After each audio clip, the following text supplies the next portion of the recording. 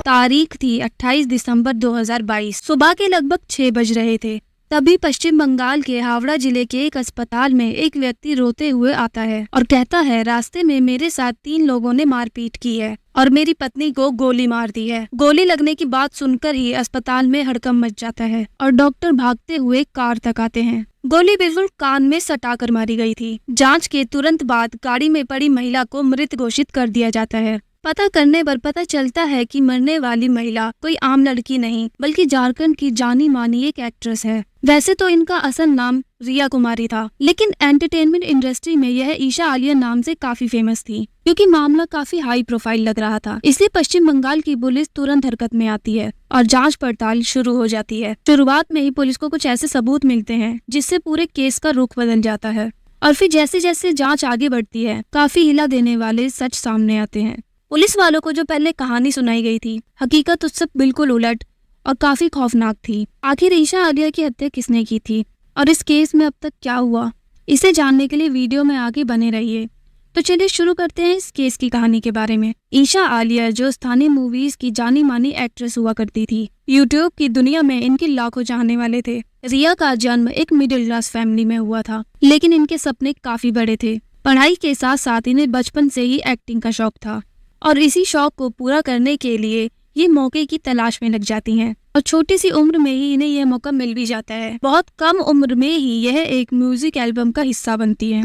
देखते ही देखते लोग इन्हें काफी पसंद करने लगते हैं और फिर ये झारखंड के अलावा आसपास के राज्यों की म्यूजिक एल्बम में भी काम करने लगती है। उन्होंने अपना करियर रिया कुमारी के तौर पर शुरू किया था, लेकिन देखते ही देखते यह लोगों के बीच ईशा आलिया नाम से पहचाने जाने लगती हैं। जैसे जैसे रिया कुमारी की लोकप्रियता बढ़ती है तो बड़े बड़े डायरेक्टर और प्रोड्यूसर अपनी म्यूजिक एल्बम में रिया को लेने लगते हैं और बदले में इन्हें काफी अच्छा पैसा भी मिलने लगता है। काम के सिलसिले में एक दिन रिया की मुलाकात प्रकाश कुमार से होती है। बातचीत के बाद पता चलता है कि प्रकाश कुमार झारखंड म्यूजिक इंडस्ट्री का एक जाना माना नाम है। काम के सिलसिले में प्रकाश कुमार एक दिन रिया को मिलने के लिए बुलाता है। बातचीत के बाद रिया प्रकाश की म्यूजिक एल्बम में काम करने के लिए राजी हो जाती है। इसी काम के दौरान दोनों की मुलाकात रोज रोज होने लगती है और फिर देखते ही देखते ये मुलाकातें प्यार में बदल जाती हैं। कुछ समय बाद रिया कुमारी प्रकाश से शादी भी कर लेती है। रिया ने काफी सपने सजोकर प्रकाश को अपना हमसफर चुना था, लेकिन शादी के बाद जिंदगी की नई शुरुआत में ही रिया को पता चलता है कि उसके साथ एक बहुत बड़ा धोखा हुआ है। दरअसल प्रकाश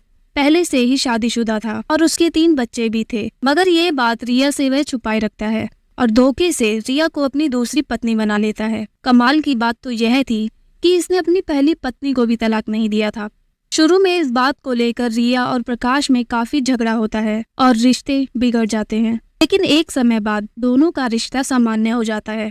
रिया को लेकर प्रकाश झारखंड को छोड़कर कोलकाता में रहने लगता है। यही रहते हुए रिया बतौर डांसर अपने करियर को आगे बढ़ाती है और एक के बाद एक कई रीजनल लैंग्वेज की म्यूजिक एल्बम में काम करती रहती है और यूट्यूब की दुनिया में भी इसे काफी लोकप्रियता हासिल होती है। रिया का प्रोफेशनल करियर भी काफी अच्छा चल रहा था और पर्सनल लाइफ में भी काफी हद तक चीजें सुधर चुकी थी। रिया एक बच्चे की माँ भी बन चुकी थी। रिया ने एक बेटी को जन्म दिया था। इन दोनों की जिंदगी कुल मिलाकर ठीक ठाक चल रही थी, लेकिन 2022 के अंत में सब कुछ बदल जाता है। हर साल की तरह नए साल से पहले रिया कुछ काम के सिलसिले में अपने पति के साथ झारखंड आती है और फिर 28 दिसंबर 2022 को झारखंड से वापस कोलकाता जाने लगती है। रिया और प्रकाश अपने घर कोलकाता पहुंच पाते उससे पहले एक हिला देने वाला दावा करते हुए प्रकाश कुमार हावड़ा जिले के एक अस्पताल पहुंचता है। प्रकाश के दावे के मुताबिक वो हावड़ा के बगनान क्षेत्र के NH16 के करीब सुबह सुबह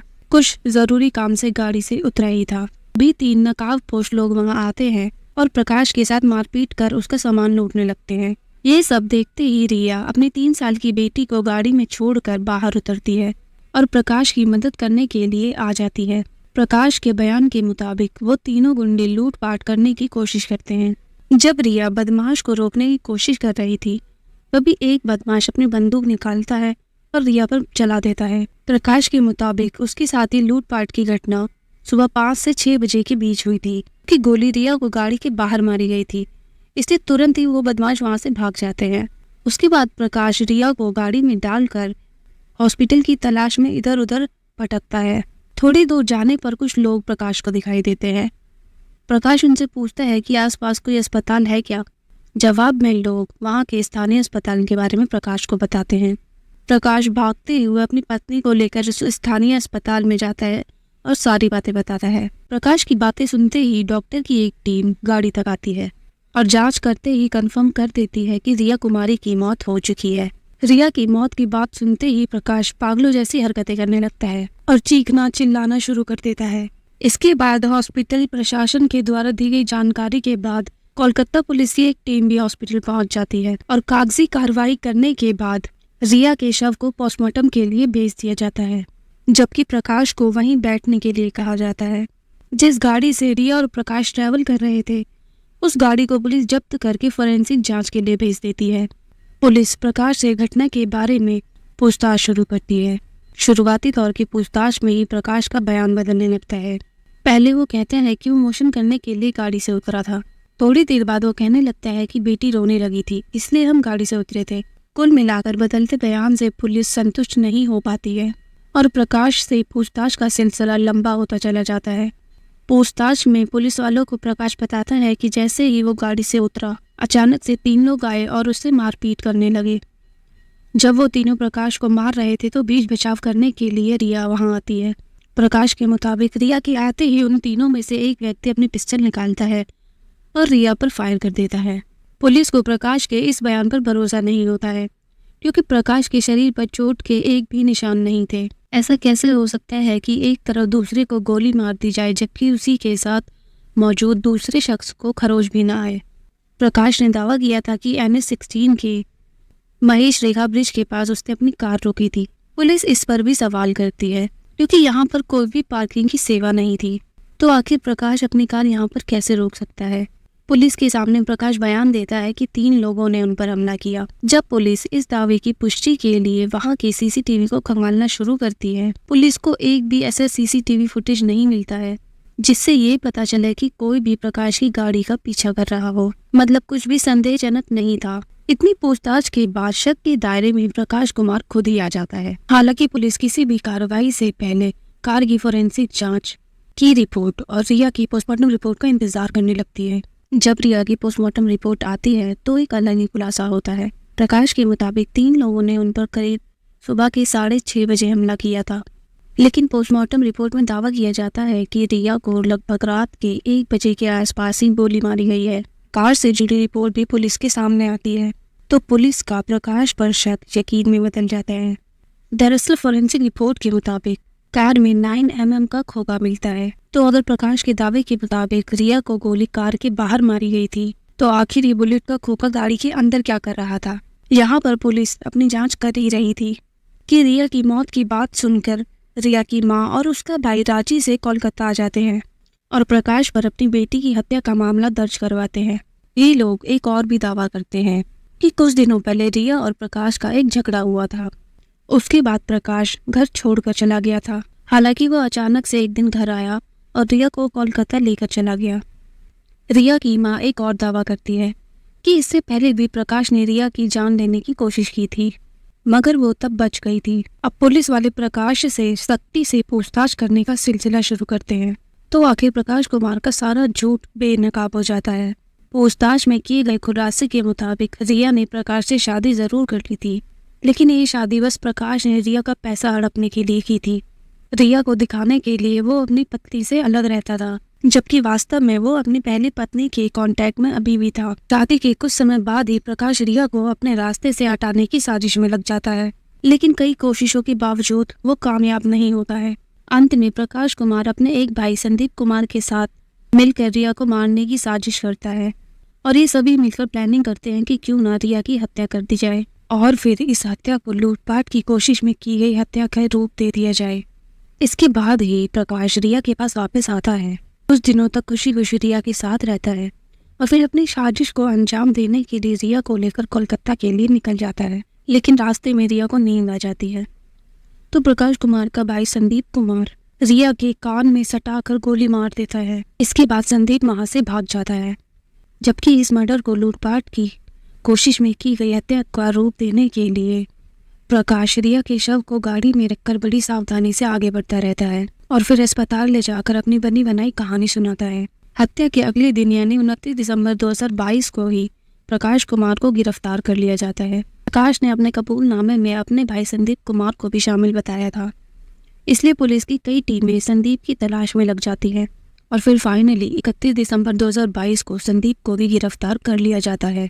अब पुलिस रिया के 2 कातिलों को गिरफ्तार कर चुकी थी। रिया के घर वालों ने आरोप लगाया था कि इस साजिश में प्रकाश की पहली पत्नी भी शामिल है। पुलिस की जांच में एक और व्यक्ति का नाम आता है जिसने प्रकाश और संदीप को बंदूक उपलब्ध कराई थी और उस व्यक्ति का नाम भी संदीप ही था। अब पुलिस इस संदीप की तलाश में भी लग जाती है, लेकिन कई हफ्ते बीत जाते हैं लेकिन इस संदीप का कोई अता पता नहीं चलता है। हालांकि कोलकाता पुलिस हिम्मत नहीं हारती है और दिन रात की मेहनत के बाद बिहार की राजधानी पटना के पास एक गांव से गुप्त सूचना के आधार पर 2023 के फरवरी महीने में संदीप को गिरफ्तार कर लिया जाता है।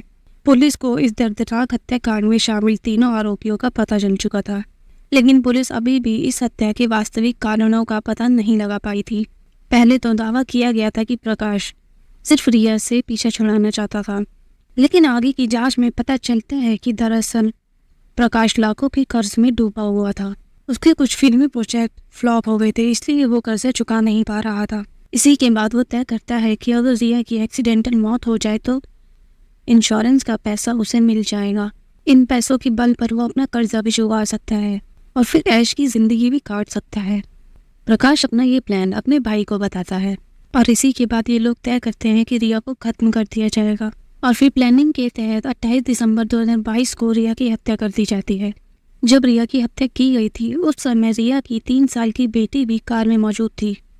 जब रिया को गोली मारी गई थी तब ये बच्ची भी सो रही थी, इसलिए ये बच्ची पुलिस को कुछ ज़्यादा नहीं बता पाती है और फिर माँ की मौत के बाद ये सदमे में चली जाती है और फिर कुछ भी ठीक से नहीं बता पाती है।